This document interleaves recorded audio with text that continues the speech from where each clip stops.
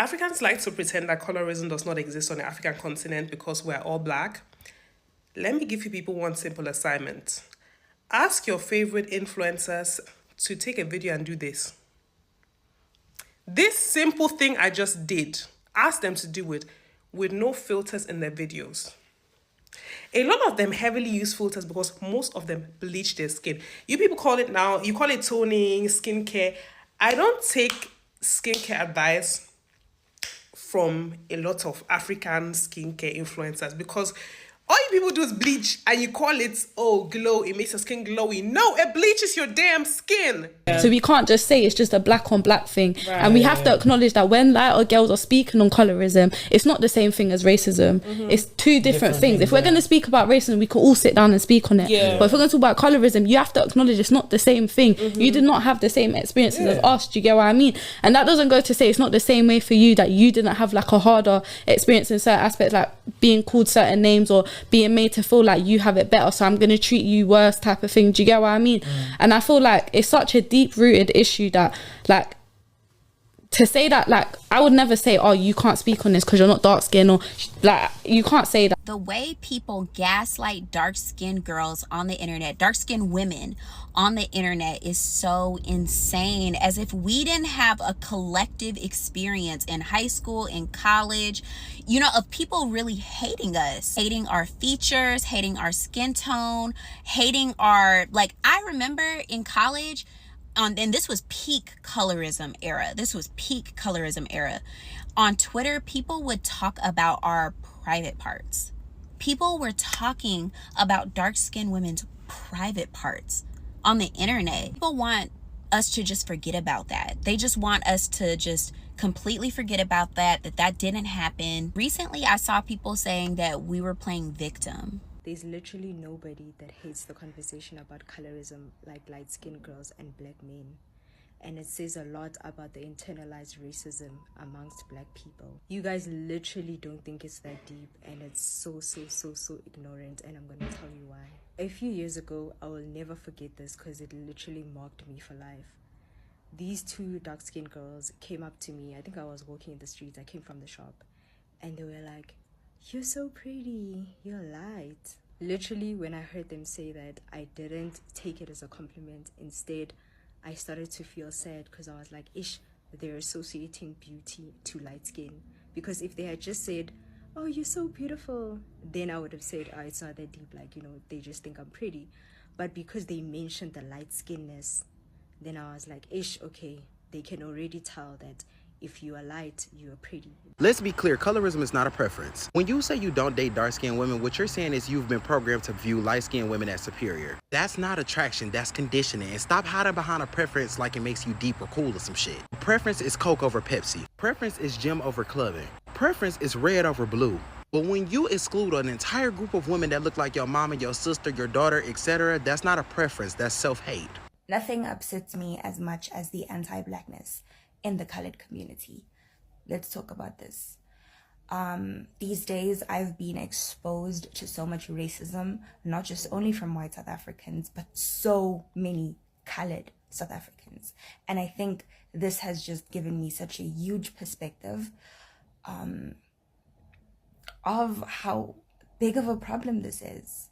You know, in our communities, you would hear people making a joke, saying, no, you need to Brazilian your hair. No, you need to do this. No, you need to take away all parts of yourself that make you black in order to fit into white people's standards and European standards. Okay, like I grew up with that narrative, being told that my hair is terrible, being told that I need to relax my hair, and these days being told that I need to Brazilian my hair. But so when I was a kid, I had witnessed a lot of colorism between my peers.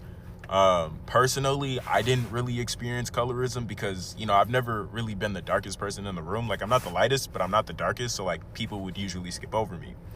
But most of the outward disrespect that I saw towards dark-skinned people were always by other dark-skinned people. So I had basically had this one mindset all the way up until the age of like 18. And then one day I had an experience with my friend who was biracial. He was black and Asian. One day, it was after graduation. We were driving on the highway and a car pulls us over. The cop comes up, asks for our registration. We give it to him. The girl starts tweaking, but we're like, nah, like let him do his thing. One thing I want to talk about that I really don't like, and I highly dislike it, is colorism. Why are we still being colorist in 2026? This has been going on for generations. This has been going on for years. Long as you black, that's the only thing that should matter. You black, you beautiful. Don't try to make somebody else feel bad because they're a different color or they're a shade lighter than you or a shade darker than you. I see a lot of things in our community, in the black community. If they're a dark-skinned woman, they like, I don't like that. Man, if she dark-skinned, so what? What's wrong with chocolate girls? What's wrong with dark-skinned women? I love dark-skinned women. And I see a lot of women in the community that talks about light-skinned men. If the brother light-skinned, so what? Why are y'all tripping if a man light-skinned? Y'all be talking about, oh, he got like a female or he got a small thing just because he light-skinned. Y'all sound stupid. Like, y'all need to stop that. And I'm just saying, like, everybody can have a preference. Everybody have a preference, right? But if you're trying to make another person feel bad or try to push it in their face or posting about it or just doing weird stuff like that, that's the problem. So ladies and gentlemen, I'm hoping that you're all doing well today and welcome to the channel. On today's episode, we are going to be discussing or rather seeing the dynamics that colorism has caused, especially in the black community. Tough topic, right? This is a topic that most people don't want to talk about it, and it has brought rift amongst the black communities, because I'm even wondering, like, when I sit here, we have those people who have like married with whites, and you know, how is it like for your child, you're having biracial kids, and what are some of the challenges that they face and all that, because this has been normalized. Like, the society sees a person who have like a fairly light skin better than the person who is having like a dark skin. So if you remember, there's this topic that was brought forth where there is this person who was seated with the kids, and they had like two dolls. One of the doll was white and the other doll was black. So when this person asked the kids, like, which one is the black doll, of course they were able to identify, because they would see clearly that this is a black doll and the white doll vice versa. And when this topic reached where they were asking the kids, like, and which one do you think is a better doll, they pointed at the white doll, because growing up we've never even seen like black dolls. There were no black dolls. Like, you would see some really white Cinderella doll, and that was like the ideal baby. That is something that everybody was like, you know, you're carrying it and you're like, this is a perfect baby and all that. But in the real sense, guys, how does colorism affect people? Like, I'm talking about like the universe itself, internationally, nationally. You've seen, like, there's this creator who was asking people, just look at your favorite influencer and tell me what kind of skin color do they have. Of course, they're having like a more lighter skin than yours.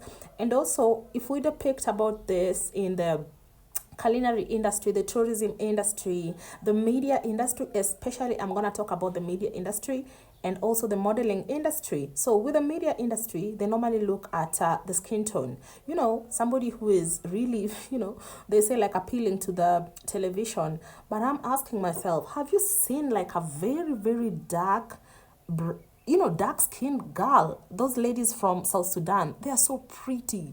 These ladies, they are so, so, so gorgeous. You know, you can never even tell, and I really, really admire that. And this has caused like a lot of prejudice in the community, where the light-skinned people, they get away with it. And it's a topic, again, that most people do not want to discuss. Most people don't want to, because it gets very uncomfortable when I will not pass like an interview because of my skin color, because of how I look, because of how dark my skin is. It doesn't even matter. Like with the media industry, it doesn't even matter if you're qualified for that particular position that they're looking into, especially into the broadcast. It doesn't really matter. They're gonna go for the light-skinned girl, and they'd rather even train her or something like that. And of course, when you're training from level 1, you're going to use resources. They don't even know about that. And also, you've seen like how black models, the black models. Initially, it was really, really rampant in the 2000s. Right now, things are calming up, but then again, it's very silent. Like it's not really loud the way it used to be.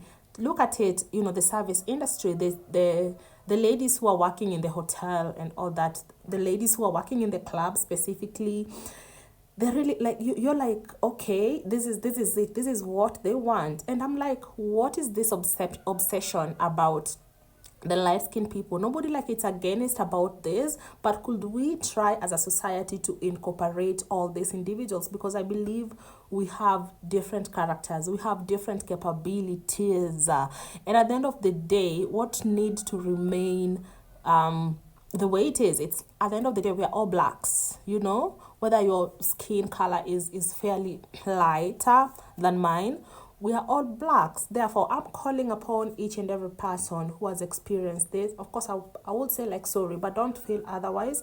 And also, if you're raising biracial kids, I know it's really, really hard for you.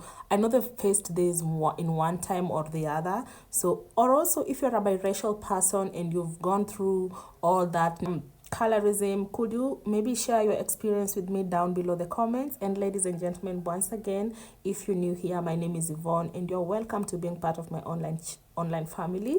And to my returning subscribers, I really appreciate it. Thank you for your support, and please guys, subscribe. Until next time.